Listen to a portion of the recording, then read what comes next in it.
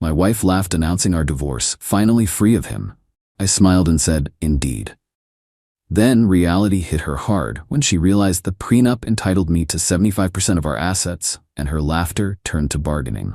"Hi, my name is Alexander, 45 male, and 3 weeks ago my wife, Victoria, 42, decided to drop a bomb. We were at one of those stuffy charity galas her best friend Heather, 43, ropes us into. Victoria had a bit too much champagne, apparently. During a lull in the forced mingling, she turned to me, a glittering, almost manic smile plastered on her face. "Victoria, darling," she always called me darling when she was about to stick the knife in. "I've been meaning to tell you. I want a divorce. I'm finally going to be free of you." She actually laughed, a high tinkling sound that grated on my last nerve. The small circle of acquaintances around us went awkwardly silent.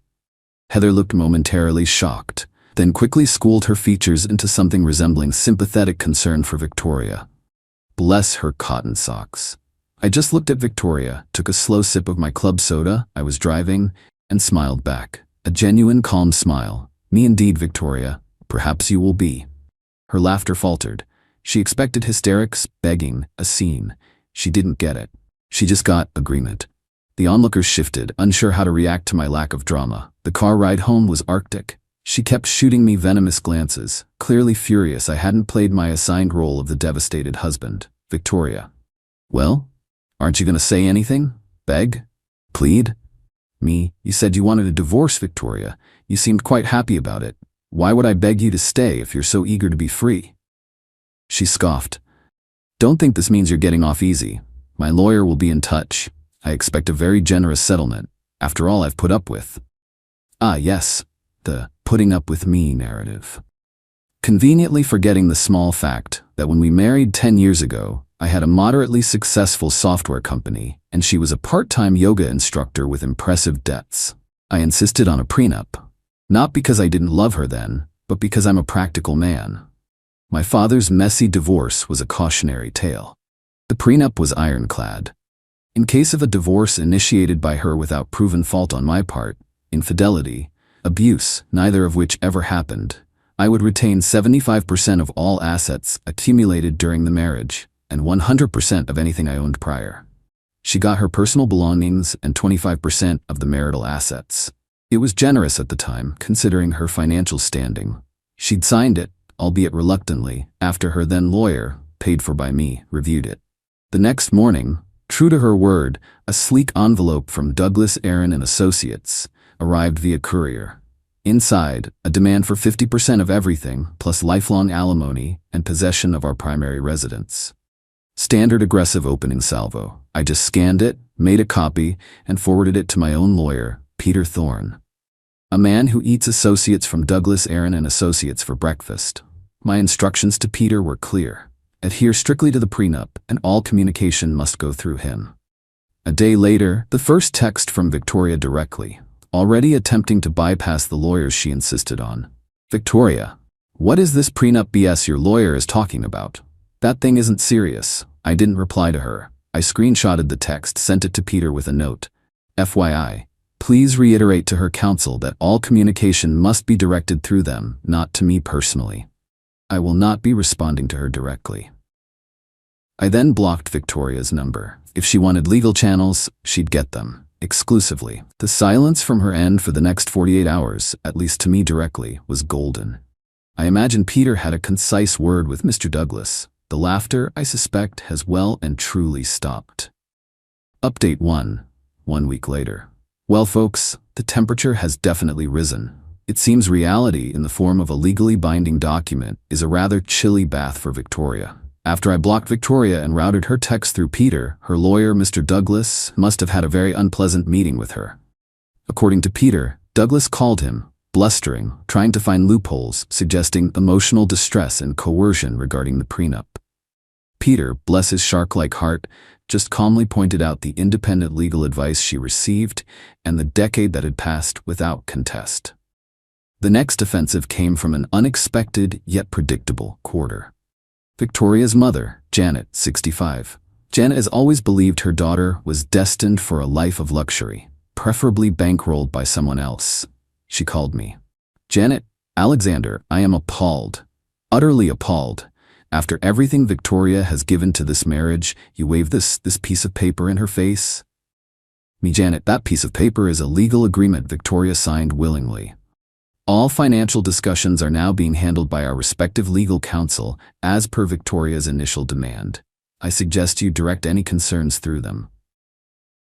But she created a beautiful home. She was your hostess. You're leaving her destitute. She'll have nothing.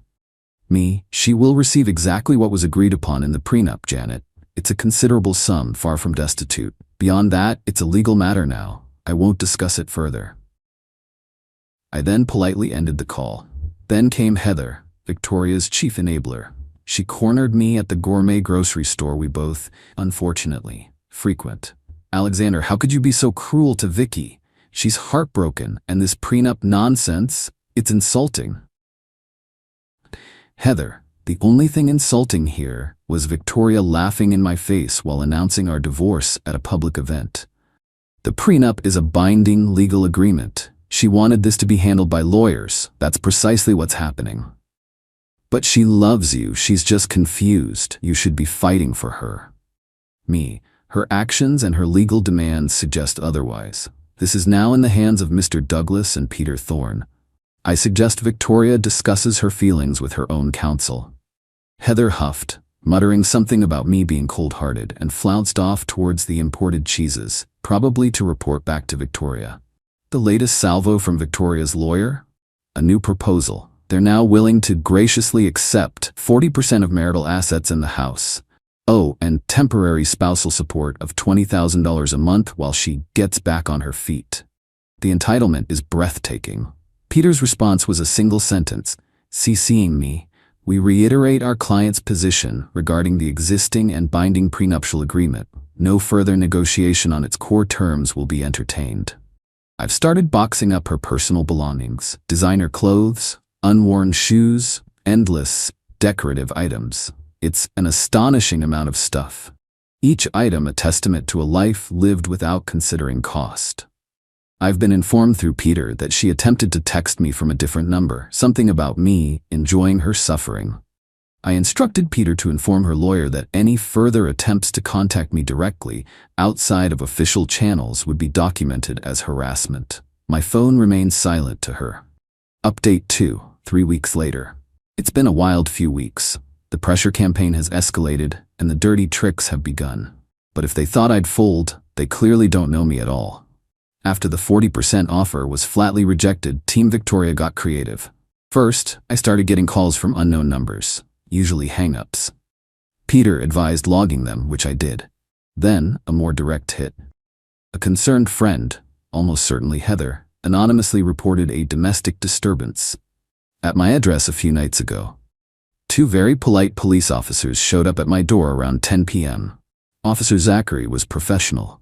Officer Zachary, sir, we received a call about a loud argument, possibly physical, at this residence. Officers, I live alone. My wife and I are separated. She moved out 3 weeks ago. All communication is via legal counsel. You're welcome to come in. They did a cursory check, saw nothing amiss, and apologized for the inconvenience. I made sure to get an incident number, which I forwarded to Peter. He noted it would add to a pattern of harassment should it continue.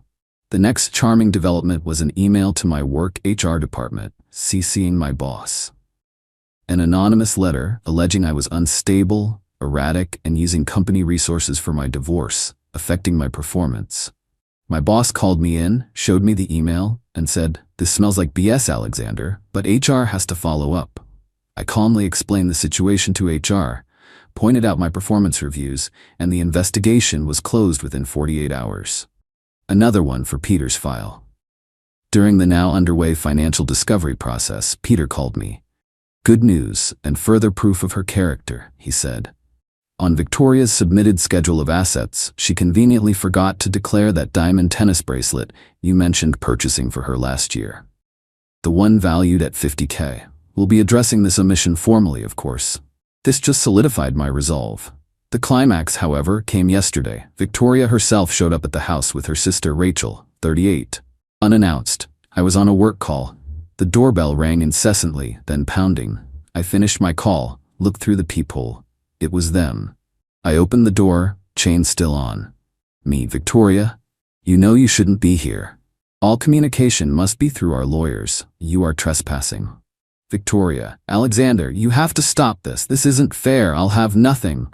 Her voice was rising. Me, this conversation is inappropriate and is now concluded. Please leave my property immediately, or I will call the police and report your trespassing. Peter Thorne will be happy to discuss any legitimate concerns with Mr. Douglas. Rachel started to say, Alexander, please, she's distraught. Me, then her distress should be communicated through legal channels. Goodbye. I closed and locked the door. I could hear shouting outside for a few minutes. I immediately called Peter to document the incident and confirm I should call the police if they didn't leave promptly. They left before that was necessary. My revenge isn't about screaming matches. It's about the cold, hard, methodical application of logic and the law. She wanted freedom and to dictate terms. She's learning that legal agreements have teeth. Final update, 2 months later, it's done. The divorce was finalized last week. The dust has settled, and the quiet in this house is now just peaceful. After Victoria's dramatic appearance on my doorstep, which Peter promptly reported to Mr. Douglas as a serious breach of conduct and an attempt at intimidation, things seemed to accelerate.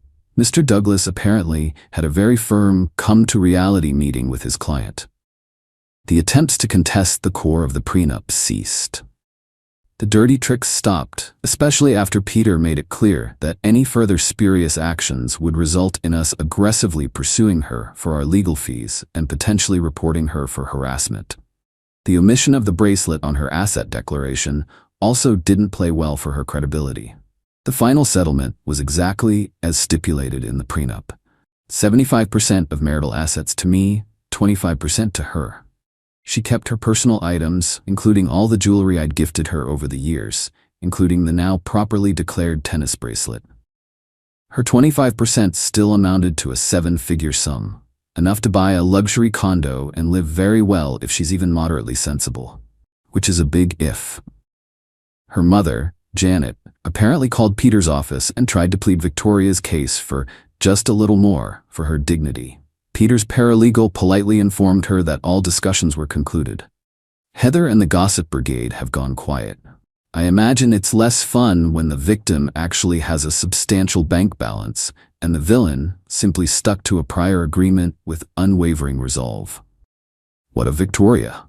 I hear through the grapevine, small town, you know how it is, that she bought an overly extravagant penthouse apartment, probably ate up a good chunk of her settlement on the down payment alone. She's apparently trying to launch herself as some kind of lifestyle influencer. Lots of Instagram posts featuring expensive handbags and champagne brunches. The comments are a mix of fawning admirers and a few brave souls asking what exactly she does for a living. Her grand pronouncement of being finally free of him has taken on an ironic tinge. She's free of me, yes. But she's also free of the lifestyle my income provided, the security my planning ensured, and the easy ride she took for granted. Her laughter that night was the peak of her delusion. The bargaining that followed when she realized the prenup was real was a pathetic, undignified scramble. The revenge here wasn't some fiery confrontation. It was the quiet, methodical dismantling of her entitled expectations by consistently adhering to the legal process she initiated. It was watching her triumphant smirk curdle into bewildered fury, then into desperate negotiation, and finally, into sullen acceptance of the terms she agreed to a decade ago. The sweet, undeniable justice wasn't in making her suffer, but in making her face the entirely natural and predictable consequences of her own actions, arrogance, and attempts to circumvent a binding agreement. She thought she was playing chess and had me in checkmate. Turns out, she was playing checkers, and I'd already kinged all my pieces and knew the rules inside out. I've moved on. The house feels lighter. I'm dating someone new, a smart, funny architect who actually has her own career and doesn't see me as a walking ATM. It's refreshing. Victoria got her freedom, and I got to keep my assets, my dignity, and my peace of mind. And that, my friends, is what I call a win-win. Well, a win for me anyway. She made her choices.